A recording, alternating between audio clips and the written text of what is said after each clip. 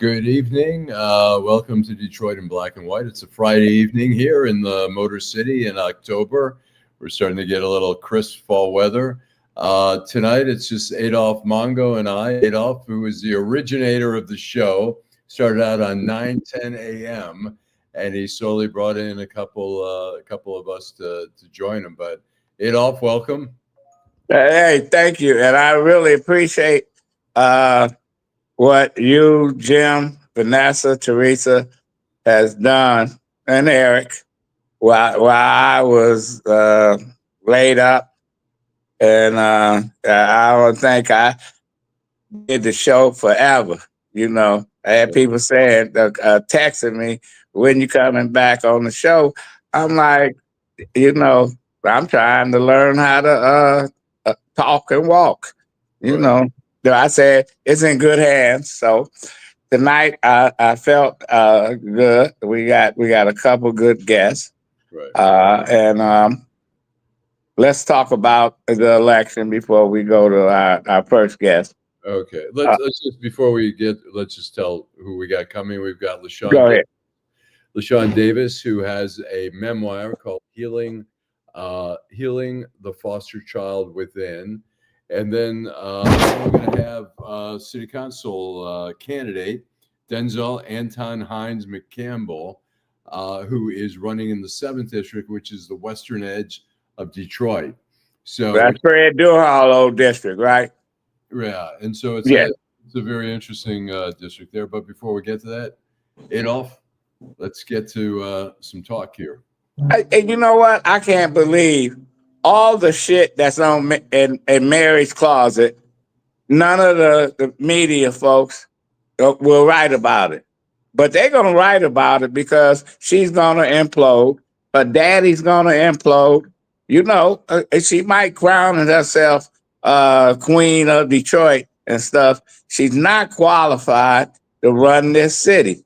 I listened to the debate, and she took credit for what I guess Duggan undone. And I still say 12. It took her 12 years to to be concerned about the kids at the schools. It took her 12 years just to come up on all kind of bullshit. And so, no, I don't think she's gonna last a term. But who am I? I'm just a poor little political consultant who's been around.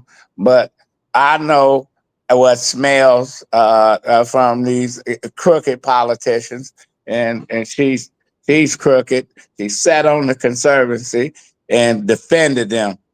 If somebody really had a lot of money and dig deep into her finances, you'll see where the money's coming from. It's like she just spending money like it's just I got to get rid of it. It's like she's washing money. I don't know where it's coming from. So. I think the political system, unfortunately, is set up, as you know better than I, with all the PACs, where you don't have to be identified.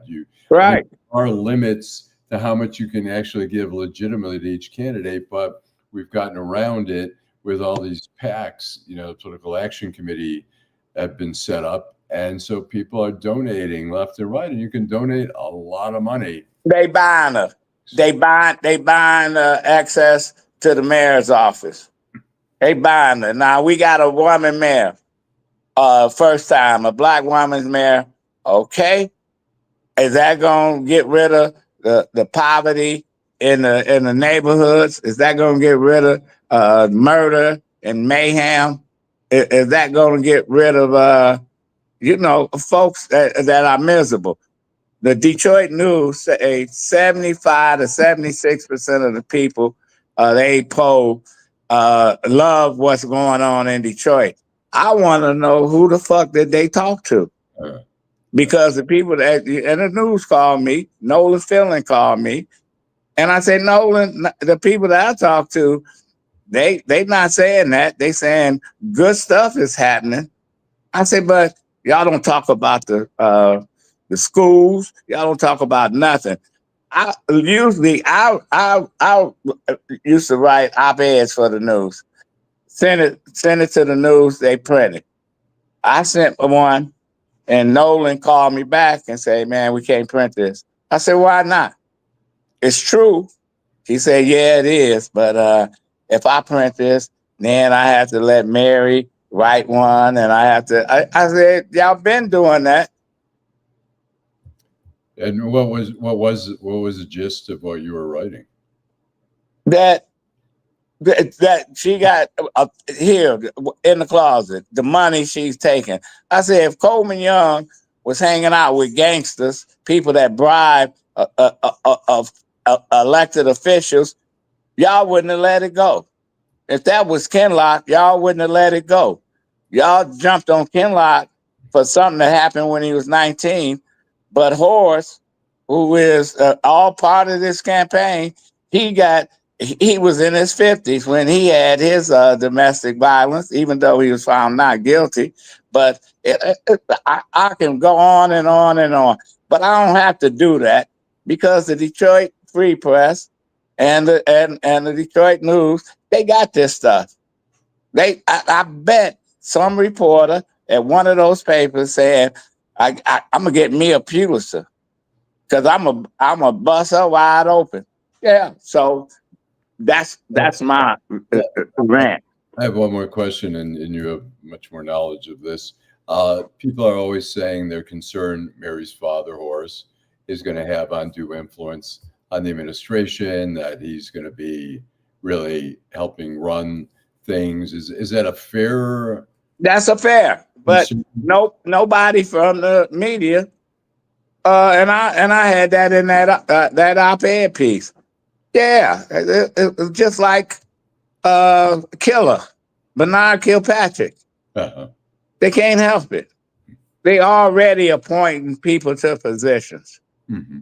They already, it's like, okay, good for you.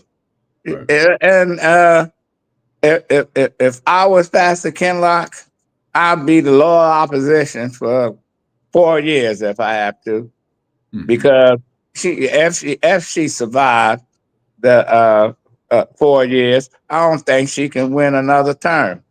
You're gonna see how shallow she is. She lies. Uh-huh. She says she gonna do stuff for folks, and she don't. It's a tough. I mean, look, it's a tough job as it is. I mean, and they're gonna call in the receipts. Detroit's gonna the pension fund. People talking about reparations. That city don't have that kind of money. We need more cops. We're gonna have to have layoffs. This is some tough stuff, right. And I don't wish it on anybody. After the inaugural and the drinking and patting on the back, you got to get down to work. Hey, a lot of stuff. What do you make? We saw Fred Durhal and Santil Jenkins endorse her.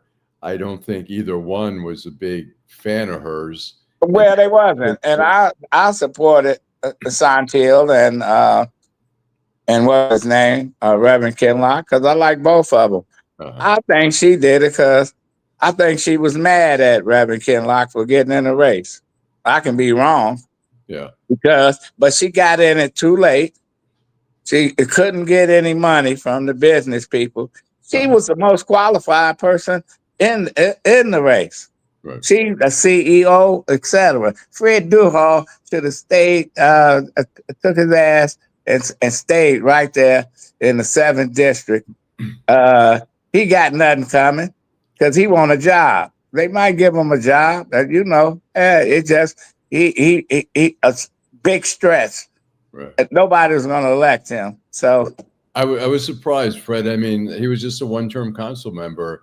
It really kind of reaching a little bit high, kind of like, to make a little transition here, John James, wanted immediately to go right to the top without any political experience. What John James want to do now? Well, he wanted to be governor, and he lost, and then he ran as was it Senate against Gary Peters, and he lost, and he wants all the big things. He finally settled for, barely won the congressional seat against. Yeah, because the Democrats didn't give Carl no money, Right. and Andy Levin tainted the seat, saying we couldn't win. Now, what do John James want to do?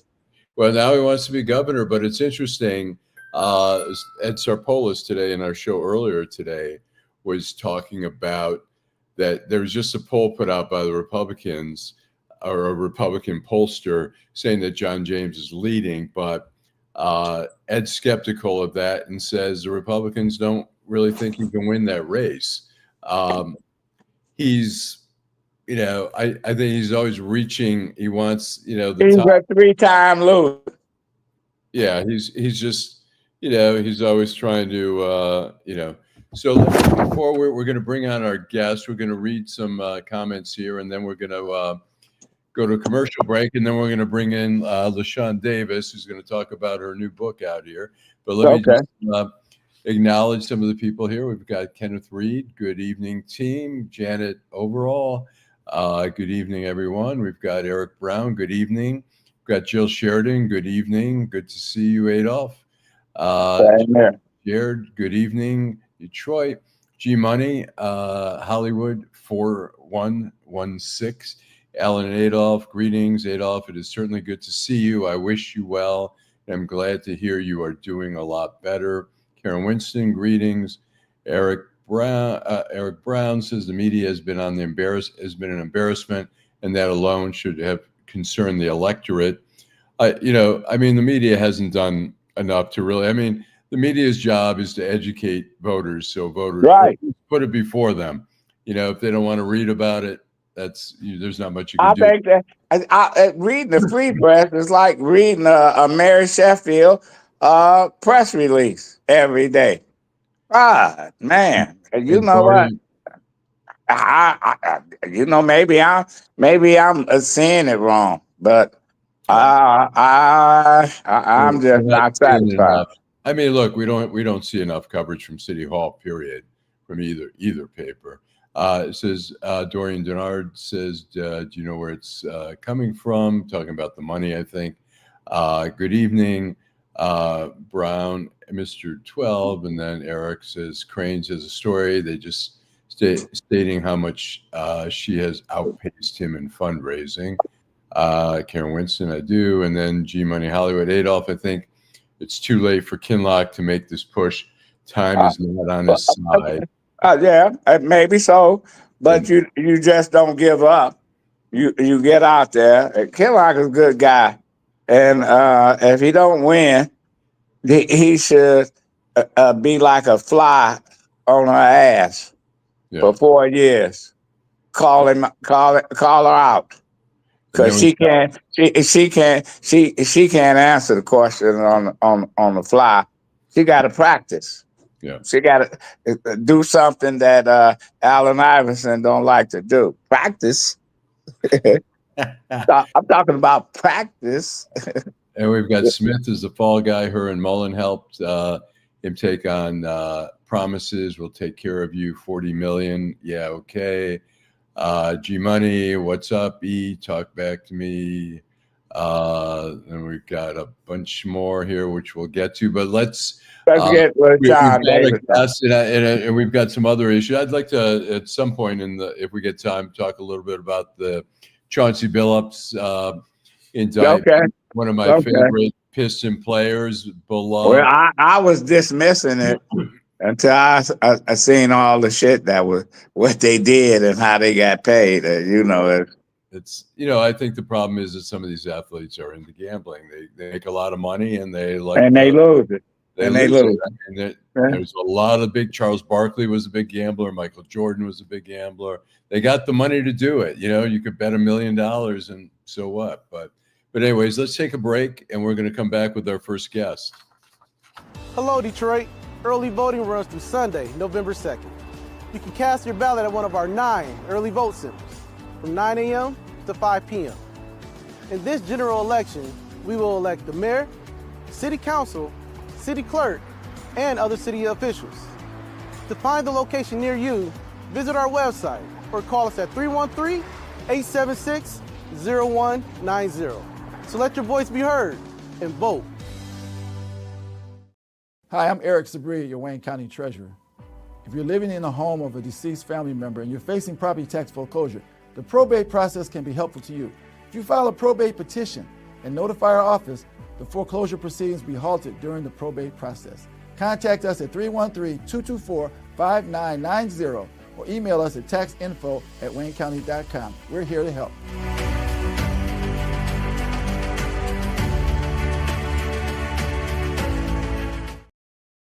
All right, we're back. Welcome to Detroit Black and White Friday evening here. We've got co-host Adolph Mongo here, and we've got a special guest, Lyson Davis. And she's written a book called Healing the Foster Child Within.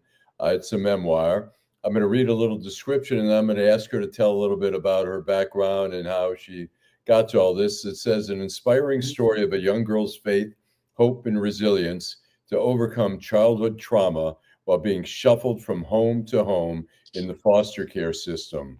It offers a raw and unfiltered glimpse of the long-term effects of life after foster care. The author is transparent, and in doing so, she gives the reader a better understanding of the struggles that foster children face. Davis goes as far as outlining the steps that she took to heal the foster child within. Welcome to the show. Thank you. And so tell us a little bit about, I have a little bio here, but I'd rather hear it from you. Tell us a little bit about your background and what inspired you to write this book. Well, my background is I'm a former foster child, and I spent about 10 years in the foster care system. And I'm a paralegal. I'm also an advocate for foster children. I serve as a volunteer board member for the Foster Care Review Board. And I'm a member of Christ Child Society.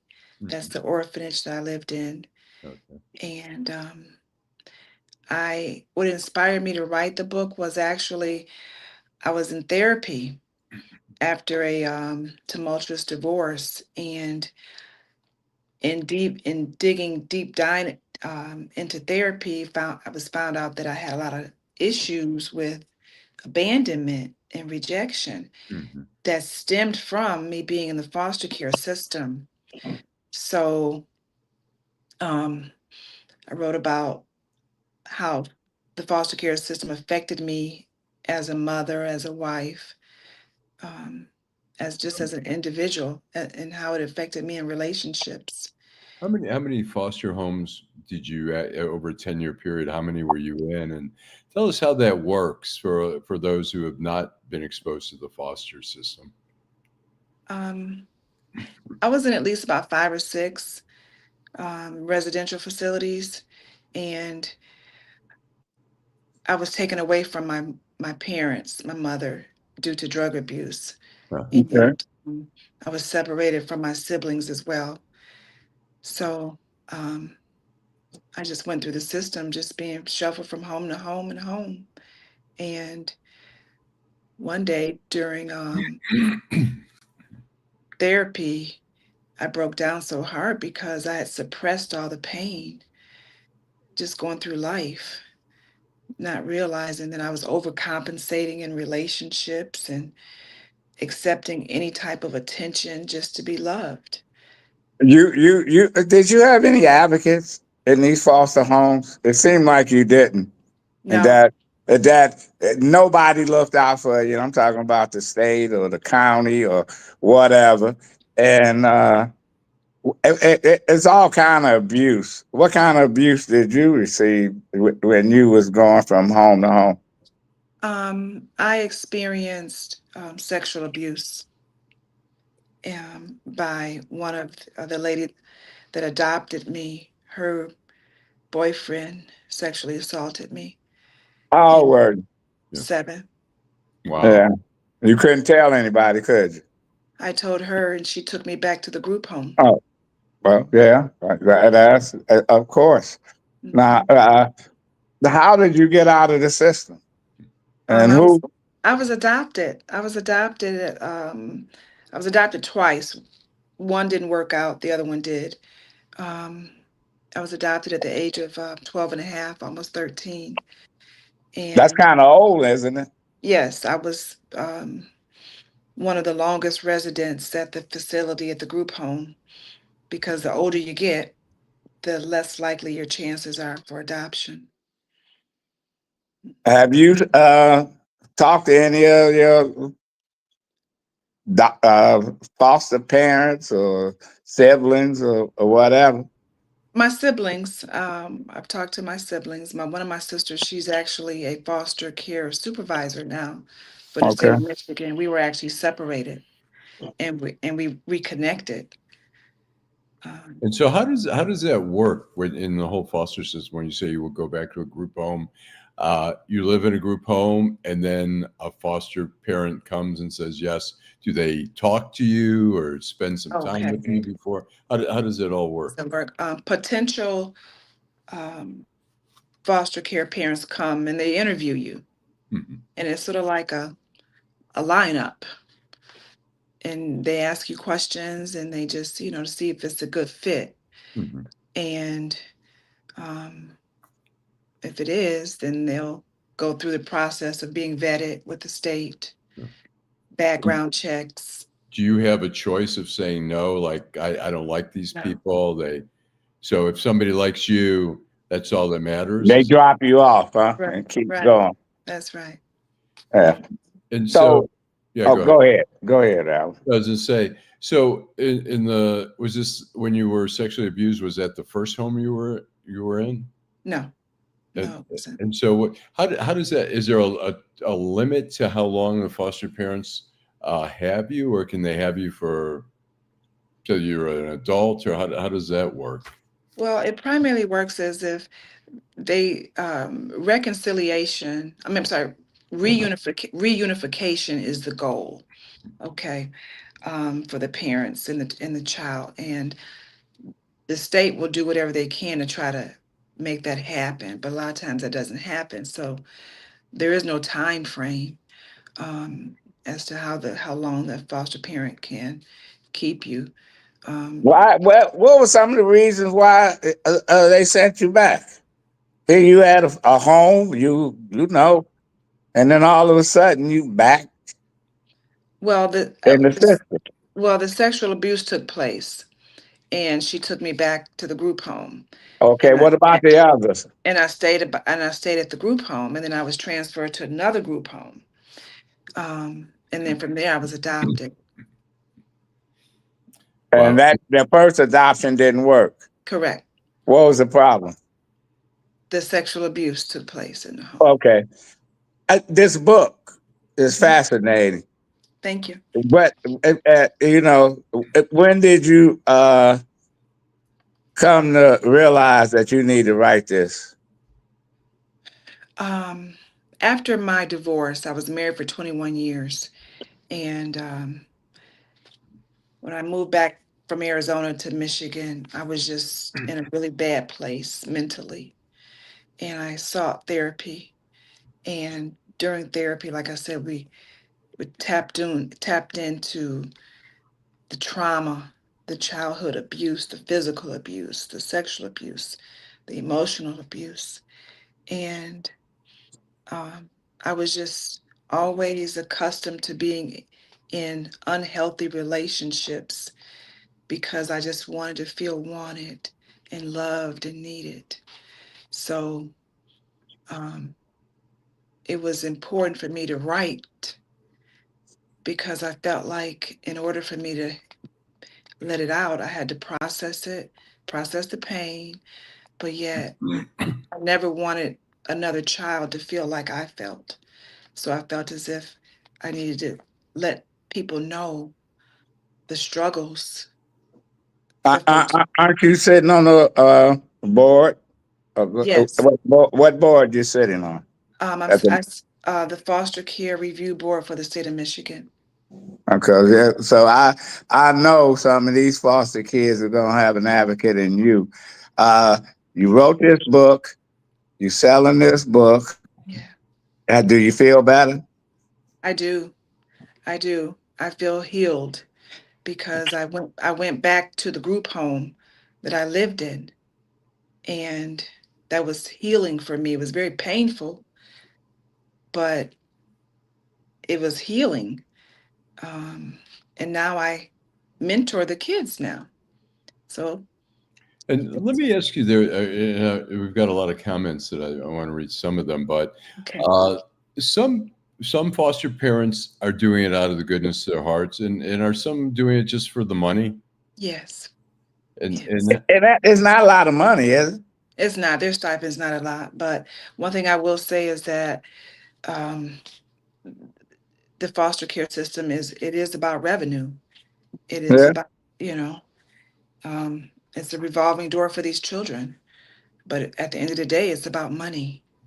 well, so here we have some comments. Like my music says, I assume she spent most of her youth depending on herself. And like my music says, many kids grow up like that, develop a very cynical attitude towards others. Not all foster parents are benevolent. Another one comment is, I would guess that IVF is decreasing the number of middle upper class couples seeking foster children. Do you want to address some of the things about being on your own and Well, I wasn't on my own. Primarily, I was, like I said, being in foster home to foster home. But at the age of 12 and a half, I was adopted, and I ended up getting in trouble in high school. Yeah.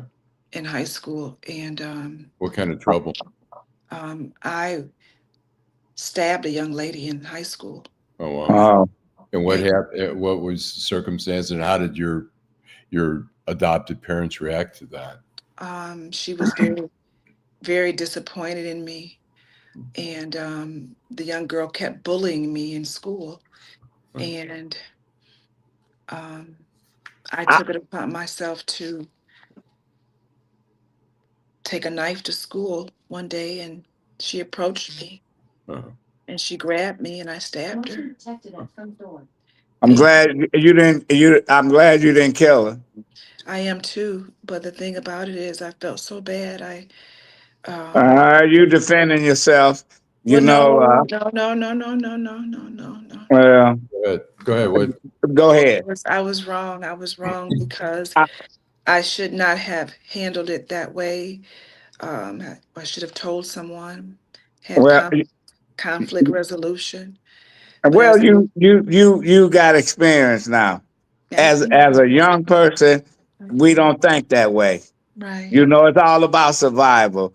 And from what I hear and what you went through, listen, I might have acted the same way, and we still have problems with bullies who bully kids so bad that the kid kill themselves and all kind of stuff. And I understand what you're saying, that you shouldn't have done that, and that you're lucky that that's it. Did you have to serve some No, juvenile or no, whatever? and I thank God I didn't. The state did not prosecute me. I accepted guilt, and my punishment was I was kicked out of the Detroit, expelled from the Detroit public school system. Oh, that's not a bad thing. I have a They question. got some problems. What advice would you give to children who are in the same situation? How to deal? What would you say? I did it this way. Here's a better way to deal with it. What would that be? I would say that you will not try not to allow yourself to be defined by your trauma, defined by the fact that you experienced abuse and neglect, because at the end of the day, um, you are responsible for your actions. And foster care is not an excuse to not be a productive citizen, but I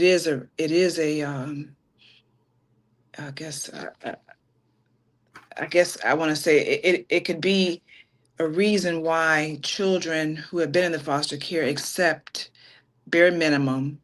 They want to be loved. So a lot of times they're in unhealthy relationships, Yeah. and they have trust issues, emotional Why your behavior trust issues problems. now? Um,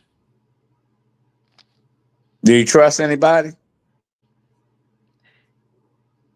yes, I do. I Okay. do. I Okay. You do. don't have to. You don't have. I You don't do. have to. Now, and let's get to the most important part of this. How do Okay. people get your book, Okay. and Thank how you. much it costs? You Okay. know. You can go on Amazon. I'm on Amazon. It's $20 on Amazon, and Barnes and Noble is $20 online. And now, if somebody want to speak to you Oh, about the foster care sure. system, how do they get in touch with you? Okay.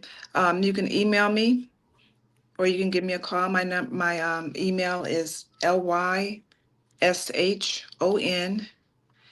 at Lyshon, Lyshon ddavis.com. Have you been doing speaking engagements all over the area, the state, etc.? No, I So, did. I did a what was it? I spoke for the Black Caucus Foundation of Michigan okay, for okay, their. You know what? I'm gonna invite you to, if you care to, and I do this for particularly for local authors. If you want to do an excerpt chapter in Deadline Detroit, I'd be glad to. I'll just throw that out to you. Thank It's you. I would like that. yeah. So okay, good. Well, we got to have. Listen, one Thank you. last question. One Okay. last question. Is there going to be a follow-up book? hmm. I don't know. I don't know. I don't Okay. know. I don't know. Okay, okay. You speak softly Thank you. and carry a big stick. I know you. Listen, you tough, Thank you. and people that know you, that I know them, they speak highly of you, and Thank you. you unbeen there and Okay. done that. Okay. Thank Well, you so thank much. you. Thank you for having me. Thanks a lot. No, You have no question. LaShawn Davis, Yes. healing the foster child. Thank you. Thank you. all right. Let's Bye-bye. hit a commercial. We're gonna take a break, Allan. Yep. Let's take a break and Do we have we'll. our next guest? I don't see him yet, but Okay, we can talk. yeah, we've got plenty There's of a stuff. lot of shit to talk about. I'd like to talk about Chauncey Billups, who's somebody Okay, waiting. that's fine. Okay. Hello, Detroit. This is Deputy City Clerk Andre Gilbert, reminding you that early voting begins Saturday, October 25th, and runs through Sunday, November 2nd. You can cast your ballot at one of our 9 early vote centers from 9 a.m. to 5 p.m. In this general election, we will elect the mayor, city council, city clerk, and other city officials who will shape our future. To find the location nearest to you or to learn more, visit us at detroitmi.gov/elections or call us at 313-876-0190. I'd like to personally invite you to our Party at the Polls block party on Saturday, October 25th from 9 a.m. to 5 p.m. at 2978 West Grand Boulevard, as we proudly kick off early voting. Let your voice be heard and vote early. Our future is in your hands. We wasn't gonna leave her hang. Okay. All right. And we are back. Welcome to Detroit in Black and White. Friday night, it's Adolph Mongo, the Yeah, man. originator of the I'm show. glad to be here, Allan. Jim is in a cross country race from Florida. He'll be here probably tonight. And Vanessa is doing her thing. She'll be back. She'll be on Saturday. I won't be on Saturday. Right. But Chauncey Billups, I dismissed it as, oh, what is gambling and all that. But then when you start looking at, man, why these people worth 100 million, worth 50 million, he making 10, 12 million a year, endorsements and stuff. And he's a good guy. He's a very good You guy. know what? And he's tricking people into losing their money? What did you think? Well, first of all, I want to say, I mean, he was part of the 2004 championship team, which they were amazing. He remains one of my favorite Pistons. He's been since 2021. He's been the coach of the Portland Trail Blazers. He makes just a salary alone a little over $5 million. And you say, I'm sure he's gotten some endorsements there in Portland. I mean, he's just a good guy. The problem is that some of these guys make so much money and they love the action.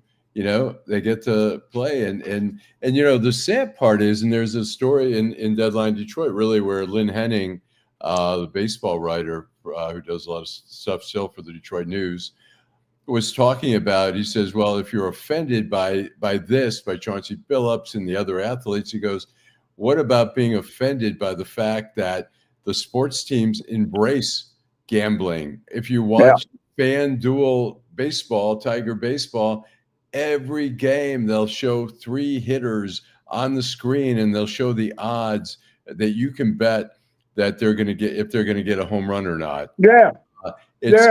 And so they're poo-pooing gambling, but it's so mixed up. I mean, we had Jamison Williams in 2023 who was betting on college games on Lions property. He was suspended for 6 games, later down to 4 games. But these guys, it's just part of the Allen Iverson going to the casinos here, dropping all kind of money. $100 grand, $200 grand.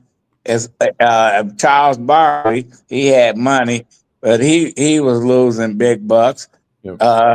Michael Jordan betting $1 million of bets, and they didn't care.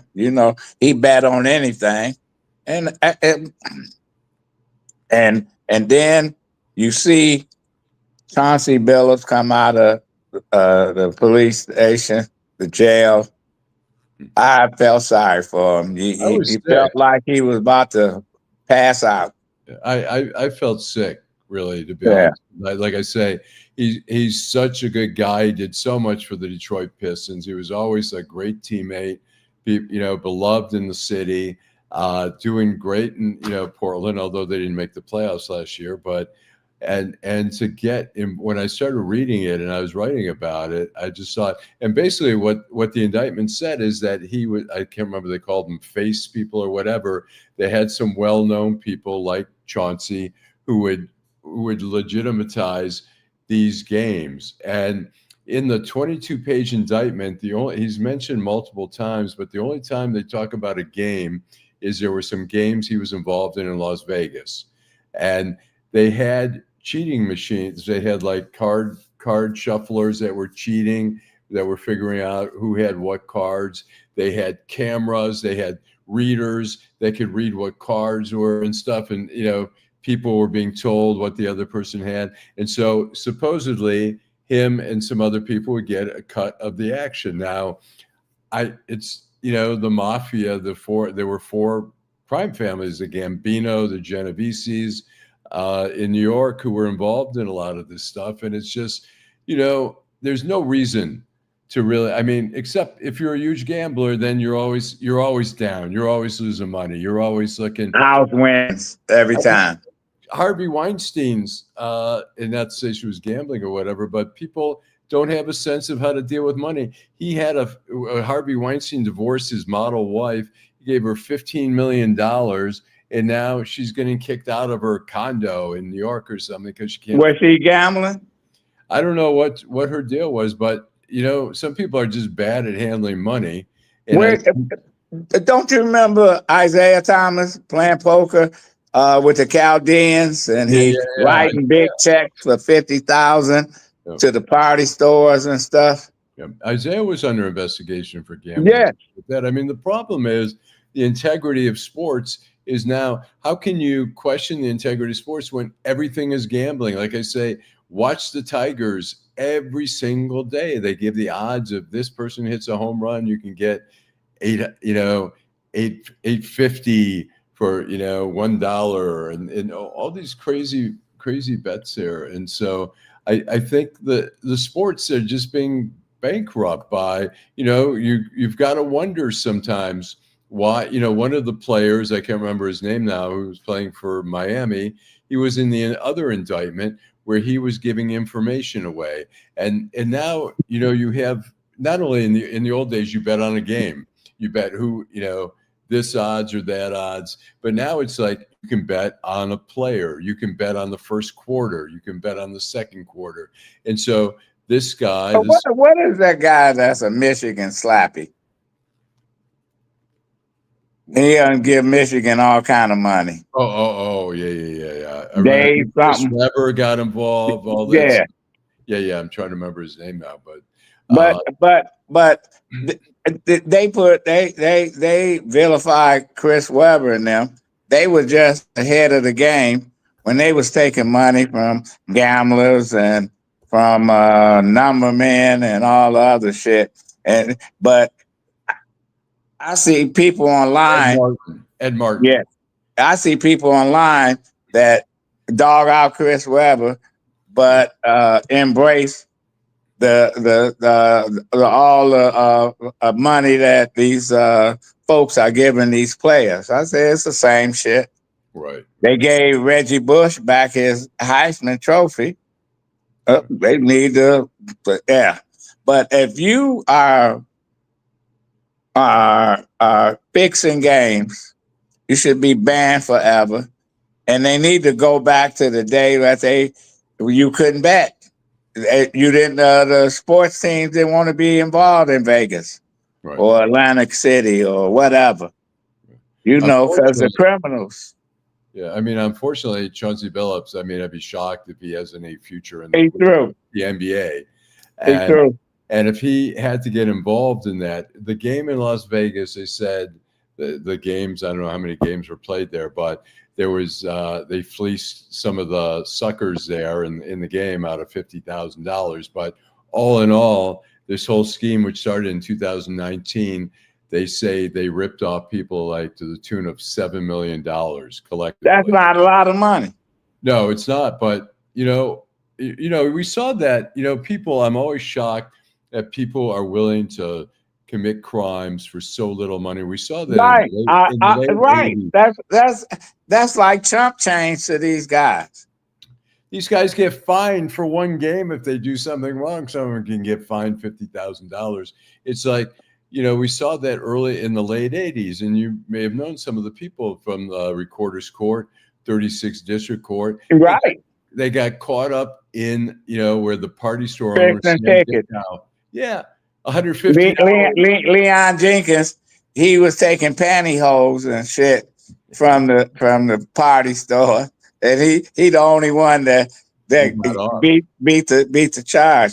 But yeah, they was doing all kind of shit for $500 and $1,000. That ain't no money. It ended up, some of them probably got a total in their whole bribery thing of $3,000 or $5,000, which that's the tops. I saw the video. I covered the Leon Jenkins trial. I mean, $150 for this ticket, $100. The judges would come in there and he'd say, "Hey, judge, I got this and that." The FBI cameras were going. It was crazy. And then he went and got. He had to live in Detroit, but he had insurance in West Bloomfield. They said, "You supposed to be in Detroit." But he beat it though. He was the only one that beat it. The rest of them was kicked off the bench. He's a little bit of a country bumpkin, and that was to his benefit. He had Cornelius Pitts as an attorney who was really good, but all his money. The judge told the jury, he said, "Look, you cannot use entrapment as a defense here because he's a judge. He knows the law." But I think the jury just said they felt it was entrapment. I think they felt sorry for Leon. I mean, he was a very nice guy. He was a little naive, and he got caught up in it, Someone had in the 60s, Paul Horney and Alex Karras got suspended for gambling on football games, and they let them come back. 1963, Alex Karras was suspended for a year for gambling on NFL games Pete Rose never got into the Hall of Fame because he was betting. And so the question really becomes like selective prosecution. Look at, I mean, the sports is just so crazy. We don't know, I mean, the integrity of sports, but it's not necessarily the players who are compromising the integrity of sports. It's the owners who are so greedy. They're taking all this gambling money. Everything is sponsored by, you watch football games all day. It's FanDuel and the governor of Illinois, Democrat, right, won $1.7 million in Vegas. Oh, really? Yeah. He's a billionaire. Yeah. So anyway, let's take a break. Yep. And come back. I guess we don't have I guess he didn't want to come on our show. He was here earlier. I thought I saw him in the back way before the show started, and then I don't know, maybe got mixed had up. a schedule conflict. Okay. Yeah. You can come on before the election time. I don't have a problem. Let's take a break and come back, and we can engage. Read some of the comments, Allan, if you don't mind. Sounds good. Okay. Hello, Detroit. This is Deputy City Clerk Andre Gilbert, reminding you that early voting begins Saturday, October 25th, and runs through Sunday, November 2nd. You can cast your ballot at one of our 9 early vote centers from 9 a.m. to 5 p.m. In this general election, we will elect the mayor, city council, city clerk, and other city officials who will shape our future. To find the location nearest to you or to learn more, visit us at detroitmi.gov/elections or call us at 313-876-0190. I'd like to personally invite you to our Party at the Polls block party on Saturday, October 25th from 9 a.m. to 5 p.m. at 2978 West Grand Boulevard, as we proudly kick off early voting. Let your voice be heard and vote early. Our future is in your hands.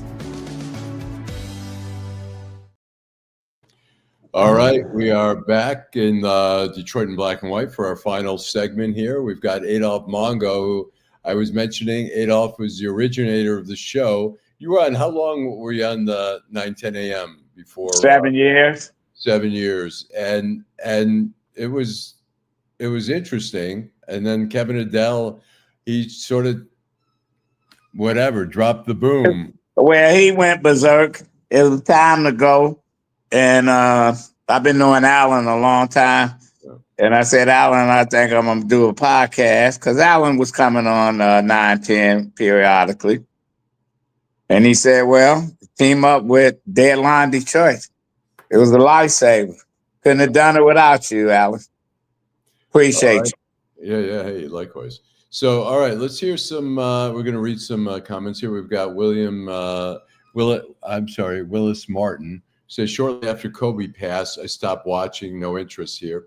Interesting. I mean, I think the NBA is not what it was, particularly in the 90s when they had. I don't even watch it. I couldn't tell you who does what. You know, I don't even win the NBA Finals, All-Star. Waste of time. The thing that drives me nuts about the NBA, it's become so hard to determine what's a offensive foul and what's a defensive foul, and it's so judgmental. And the Steph Curry, 80 feet away, I know he's gonna make the shot. He don't even have to look at the basket. So yeah, it's not. I like college basketball. Yeah, college. But it's getting to the point. Same thing. Where Tom Izzo was going off the other day on Louisville. Mm-hmm. It seemed that there's a player Louisville got that played in the G League for 1 year or whatever, 2 years, mm-hmm. and the NCAA gave him his eligibility back. Wow. And Tom Izzo said, "Wait a minute, you gonna have all pros? They didn't make it in the pros, right? They go back to school. What you do with the high school kids that you recruit?" Right, and he got a point there. Yeah, and for those who don't know, the G League is really like kind of the farm system or the minor leagues of basketball, but there's a lot of talent there. Like there's talent in the farm systems and baseball and all that. So Yeah, they can go back to school, but they can't be eligible to play fucking basketball. So right. yeah, we anymore. We Yeah, need there's a bunch more. We go. You don't like my music says online gambling apps are stripping the last wealth many working people still have. G Money Hollywood says my take is that if a person decides to gamble on sports, it's not the difference of gambling in the state and national lottery in which the states capitalize on. They kept Pete Rose out of the Hall of Fame for gambling and says you don't like my music. Online gambling is now a $200 billion per year industry. Eric Brown says Rozier is a Miami Heat that was indicted. And then you don't like my music says never mind poly markets. Martin was his last name, referring to Ed Martin in the U of M scandal. Willis Martin says it ain't sports, it's entertainment. And then like my music says after crypto, gambling is the easiest way to launder money. Mr. 1213 makes you think about the bogus calls the refs have done against the Lions when they played Kansas City. And then Derrick Henry says $7 million is equivalent of 2 card games for them. You don't like my music? Forget Shaq. It's the guy who signed Shaq's check, Chris Rock. G Money Hollywood. I meant to say there is no difference. I'm sure there are other nationalities and other races that are doing it, but they never go after them. It's swept up under the rug. Let gambling if they want. Let them gamble if they want. well, I say the same thing, but I say, but you got to be fair. Now, if they were using machines and cheating, then I have a problem. But when I heard that Chauncey Bailey was arrested with 31 people, I say bullshit. Yeah. I said, who knows? Yeah. And then that jackal named Stephen A. Smith said, "Oh, Trump is going to destroy the NBA. He going after the WBA or whatever the shit, and he gonna get rid of all the sports." I say, man, right. Shut the fuck up. Well, Chauncey Billups is that, there's 2 indictments. One is 31 defendants that names Chauncey Billups, and that's just for the rigged poker games. And they had them rigged in all different ways. They had all this high-tech electronics. The other one. Who told on them, Allan? That's a good question. Who knows? There's always somebody. It could be somebody in the mob who gets jammed. They said Gilbert Arenas told on them. One of the people. Yeah, it's possible. Somebody hates somebody, but the other indictment involved 6 players, and that was where inside information was coming, whether a player was sick, whether a player was going to go out, but they are alleging that Rozier, that he took himself out of a game early because people were betting on the game. And then Chauncey Billups is not mentioned in there by name, but he's mentioned as unindicted co-conspirator. They might as well named him. They say coke and all kind of shit. Describe him, and they say that Chauncey passed on information for a game that people were betting on. So he may have gotten some money there, but the fact they didn't mention him, one of 2 things is happening. Either they didn't have enough evidence or he's cooperating. He probably cooperating, but he's dead. If he admit that he did it, he's going to be a pariah in the league if he cooperates. He can't go back coaching. Right. I don't know how he can't go back coaching. He's 49. And his contract is null and void, probably. Yeah, I'm sure there's a clause in there which says if you do something immoral or illegal. So yeah, he's 49 years old. So could he come back someday as an announcer or in another league? The 3-man basketball team league or whatever? Yeah, it's possible. It's possible. I mean, he's a smart guy. He's a smart guy. He's the coach of a team. And so he's got knowledge not only as a player but as a manager. But or the player Malik, what's his name? Beasley. Yeah, from right. the Pistons. Do you think he went and gave them a ton of information? Because they came out and said, "Oh, we're not investigating him anymore." Yeah, that's possible. We don't, we don't know what's going to happen, but there's going to be people lined up to flip. But then again, some may not want to if the mob's involved, where they may fear some type of retaliation or whatever. But it's a sad story because, like I say, he's the guy's Chauncey Billups beloved. And somebody just wrote, say some of these guys got too much money. Yeah, if it's not gambling, they go to a strip club and throw $50,000 in $1 bills on the floor. They spend all this money. They walking around with $300,000 worth of jewelry. And the boys in the hood know all this because they hang out with some of them. It's just crazy, and you can't tell them shit. They're trying to educate some of the younger athletes now in some of these sports are going to seminars and being taught and have money managers and stuff like that to try to tell them that. I mean, we've seen in Hollywood all our lives where we see people who are so wealthy and then they're broke. And you're like, yeah, like Nicolas Cage. He had 7 houses. And they said, why has he had 7 houses all around the world? Right. But hey, he started taking any a fucking role. You get paid $100,000 or whatever. It's the same shit. Yeah. Same shit. A few more comments. Gambling is the most profitable addiction of all for the house. J.B. Pritzker is a gambling fiend. When people get way too rich, they will piss their money away rather than help others, which is a good point. I mean, you would like to think if you've got too much money, think of all the great things you could do to help people who don't. They won't do it. And instead, I mean, look, Allen Iverson, he was a star in the league, and he had an entourage of all these friends, and they all hung out. And that's another thing that happens is that, and maybe out of guilt, that some of these guys feel like I have so much money, I want to spread it with my friends, but they'll have like 10 friends and they'll fly them all to Vegas and put up everyone. And well, I seen that. Let me tell you, I seen that people I grew up with. I know a guy, he got injured, 2 of them. Mm-hmm. They got injured in a plant. One got his hand cut off and he needed his hand to work. And he was a photographer. The other one got his fingers cut off, and they got quite a bit of money. It was gone in a year. Yeah. They was gambling, flying. One was flying to